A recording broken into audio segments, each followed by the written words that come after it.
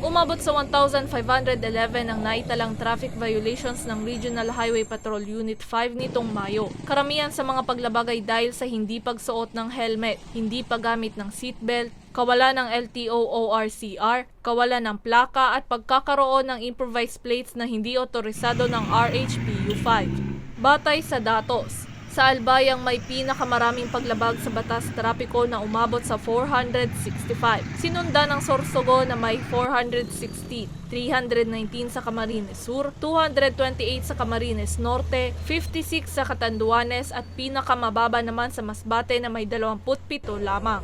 Kasi minsan pagkahuli pa lang sa seatbelt, doon na mag-uugat yung other violations nila.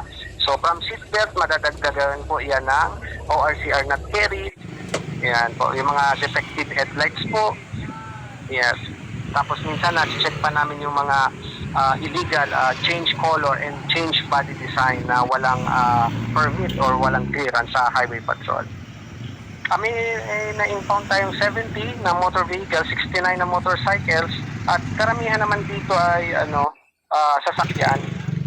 Ang paglabag na ito ay naitala sa ikinasang 1,271 na operasyon ng mga kawani ng HPG sa buong rehiyon.